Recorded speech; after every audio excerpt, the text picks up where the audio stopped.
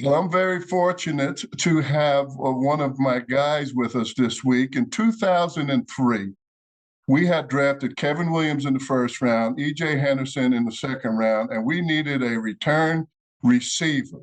And it had to be a return receiver. And there was this guy from little UNR in Reno that caught 138 balls. And I remember going to Randy Moss and saying, Randy, guys are talking about it's a smaller school, but this kid has caught 138 passes.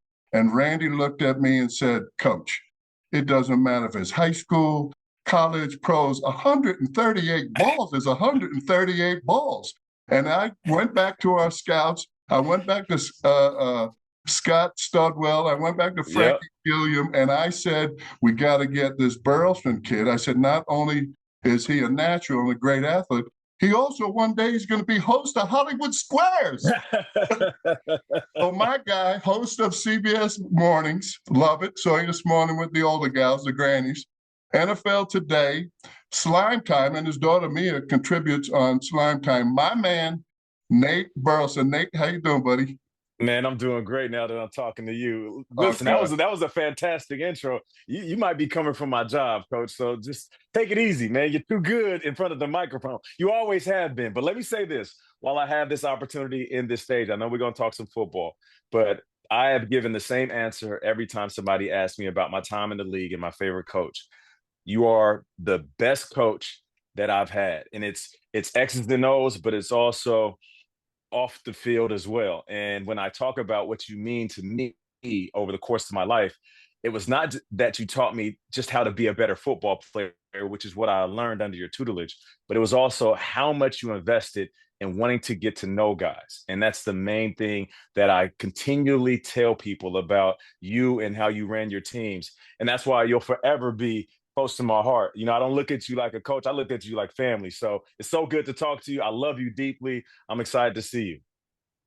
Appreciate it. I appreciate you coming on, chopping it up with me a little bit. In fact, you're the one that taught me that chopping up thing a couple of years ago. I Yeah, said, yeah, yeah, no I had to doubt. look it up after you said, "Hey, let's chop it up a little bit." So, so all those accolades, all the shows, all the time you're putting in. Tell me, and my people, my fans, how do you manage time, and how do you get time for Nate, and how do you spend any time with Latoya with all these projects you have going on? Yeah, that was tough to figure out, coach. When I first got to New York, which was, man, about 7, 8 years ago, I was working for Good Morning Football, but I was also saying yes to all of these different opportunities. And they weren't really paying me well, but I wanted so bad for people to see me other than a football player. I wanted to show that I was versatile and I could talk about things other than sports. And that really exhausted me. And I struggled with trying to find that balance. And coach, you know this, when you go from playing ball to now chasing a profession, and for you, it was coaching, immediately you want to give everything to your new job. But then what I realized is I have to be able to come home and plug in to what makes me happy and what gives me energy, and that's my family. I remember at one point I was juggling like 5 jobs, still trying to coach my kids and be available to date my wife and hang out with my sons and my daughter. And I started losing my facial hair and I started getting these gaps in my head. And I remember going into a dermatologist and she was like, well, do you have alopecia, a history of alopecia in your family? I said, no, I don't. And she said, well, what's different in your life? I'm like, well, I moved from, basically LA to New York. I started a new job and I just really want to be good at it. And, it's just one of those things that, it is constantly on my mind. I'm never really in the moment. I'm thinking about yesterday or tomorrow. And then she was like, oh, well, yeah, that's probably it. That's the source of your stress. That's the source of your alopecia. And I said to myself, no, that can't be it. So out loud, I said to her, no, no, no. I used to play football. And on the football field, there's these big guys that used to try to take me out. They would rip me in half. I went across the middle, and I was explaining how rough and rugged and tough and physical the game of football is. And I said that was stressful. So I don't see why working a 9 to 5 or working in media would make me stressed. And she said, well, me just noticing you right now, when you were talking about football, no matter how demanding you described it to be, there was a huge smile on your face. When you were talking about your job on TV, you weren't smiling. So obviously your body was in love with football. So no matter how tough it was on you, you enjoyed it. I'm not sure you enjoy what you're doing because you are so stressed out. And that was this revelation. And at that moment, I realized I'm either going to like work myself to the point where I'm going to be too exhausted to be good at anything, or I can figure out the proper work-life balance. And I've done it now. Now I'm juggling 3 or 4 shows at a time. I spend a ton of time with my family. I'm also showing up for my kids and their sporting events and helping them chase their dreams. But it took some time, coach. I didn't really figure this out till I was well into my 40s. Yeah, and it takes time because you do have to balance family, friends, Yep.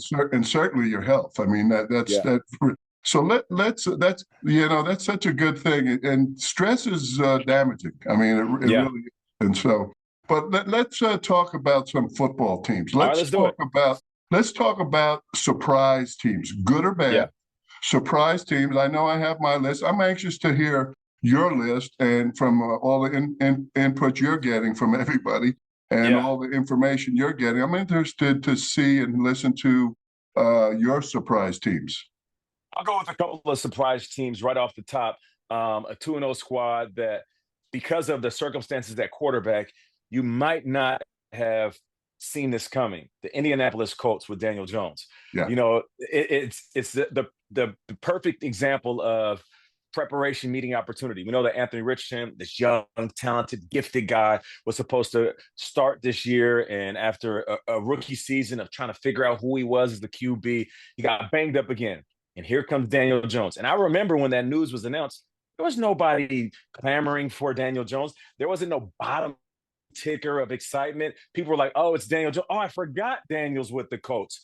And then Daniel shows up, and not only shows up, shows out. That first game was unbelievable. And it's funny because, sometimes you'll look at a quarterback in a system and you'll judge that guy. And then that same quarterback, whether it's due to, trial and error, having the right coach, the right system, or just having that freedom of playing and understanding, all right, I can play with house money now.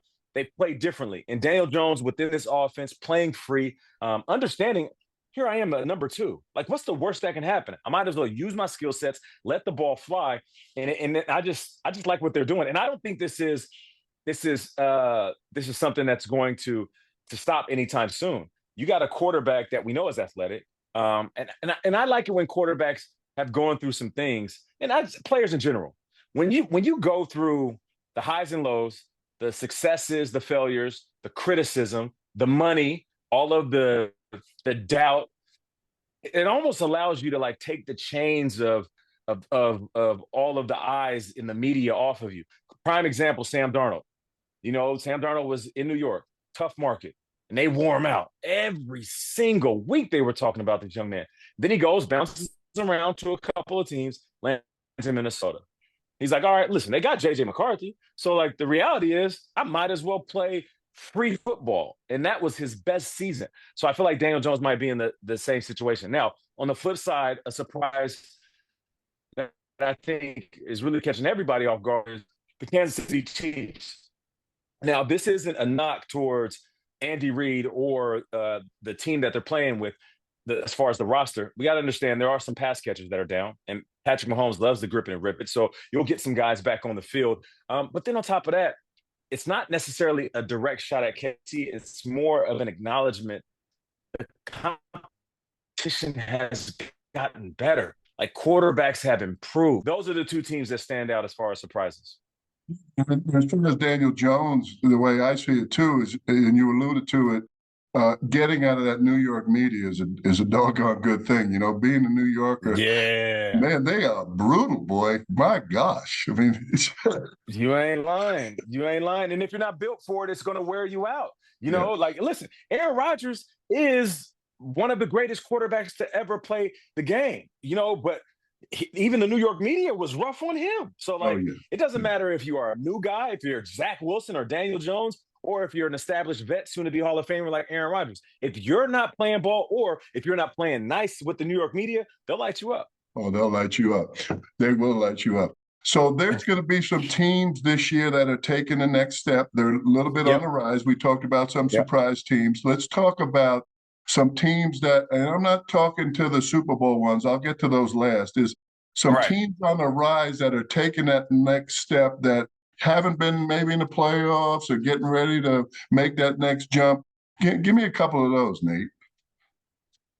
I feel like Harbaugh has unlocked something in Herbert. You know, Herbert is at that point in his career. Listen, he's established. We all know how gifted he is, and we compliment his intelligence, high football IQ, big arm, and he's athletic. But he just hasn't. He hasn't reached that point where we put him in the conversation of elite quarterbacks. And what we're seeing the first couple of weeks, Herbert really has control over this offense. I feel like he's in that space now where he's not necessarily leaning on everything that his offensive coordinator or his quarterback coach is saying to him. Like, he's going to take the game plan and, of course, listen to the call. But I feel like he has a little bit more control. He can make some decisions at the line of scrimmage. You know, and every quarterback gets to that point where the offense is like the back of their hand. And I see that with him. So I'm looking at the Chargers. And then all the way down on the other side of the map in the South, the Tampa Bay Buccaneers. Like, I just listen, I like Bowles, old school, traditional coach. He's the disciplinarian. He never gets too high, too low. He's been through it. He's been praised. He's been criticized. But he also like has this way about him where he demands a certain level of discipline from his teams. And they, most of the times, they offer that. And I just think when it comes to Baker Mayfield playing really good football right now, I just like the way he's taking care of the rock. He's tough as hell, coach. He is tough as hell. He's a type of quarterback that you want in the huddle with you when these moments come down to the wire. Like, he's not, there's no wavering in his spirit. And even just like that past game where they're working the clock all the way down up against Houston, I think they had like 8 or 6 seconds left and they got 2 timeouts and they decide to run. I'm like, yo, that is risky. Like, everything from the play call, the snap from center to QB, and then QB handoff to running back take care of it, holding it. And then even if you don't get in, you might get tackled, got to get back on the ball, call it. There's so many things, as you know, coach, could go wrong in that moment. And the fact that they pulled it off and scored on a rushing touchdown in a 2-minute situation with 6 seconds left, that just showed me, you know what it showed me, coach? That they've worked on that before. Situational football. Yeah. And that right there is spoke loudly to where this team is and where they could be going.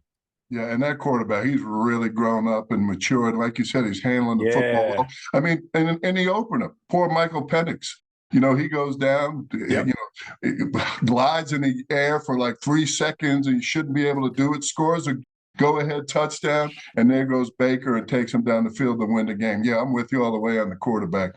Okay, last thing I'm going to bug you with. What about teams that are, and you might even mention a couple of them already, but certainly the Chargers anyway, but teams that are in that Super Bowl caliber conversation now, obviously the Eagles and maybe not right now the Chiefs, but maybe in a few weeks. And as we know, this is a 3-week league. Everything changes every 3 weeks. No doubt. So give me maybe 1 or 2 that you think are in that caliber this year in 2025. Yeah, I'll give you 3 right now that just jump off the screen when you watch them play. It's the Buffalo Bills. Yeah. Josh Allen is in the sweet spot of his career. He's really at that cusp. You know, it was like that MVP caliber season where you were coaching up Dante and it was Peyton Manning playing his best football that beat him out for MVP that year. I believe 3 out of the first 5 games he threw for 5 touchdowns. And I just remember thinking, this dude is damn near unstoppable. And it was that perfect like moment where he's been in the league long enough to where he's a smarter quarterback, but he is so physically gifted that he's reaching the peak as like a grown-ass man. And that's where Josh Allen is.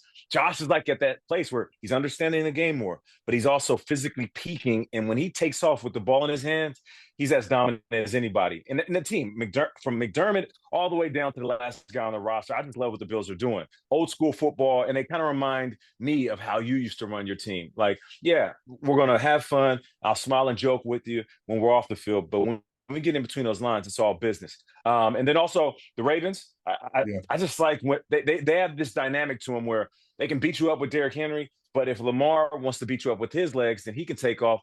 Oh, and then there's a third dynamic where it's like Lamar's like, oh, you're giving me something in the air, I'll beat you and throw 5 touchdowns. So Lamar has great balance with how he's playing the last team, and this team will be in the NFC.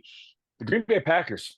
I saw them. We opened up in Green Bay, and I saw them against my former team, the Lions, and and they just looked really good. And then week 2 Yeah. comes along, and it's like they got everything they need. They Yeah. can throw the ball. Young wide receivers are stepping up for Jordan Love. Jordan Love is playing really good and taking care Yeah. of the rock. You got Josh Jacobs in an offensive line that is keeping everybody clean. Oh, and not to mention that defense that was already motivated added a Micah Parsons. So that's twofold. You add a guy like Micah, Micah's going to show up and prove that he's worth the money. And then you know how it is, coach. All these other guys are like, wait a minute, I want to get paid next. So it's that effect, that like trickle down effect where they're all playing their best football because of Micah being there.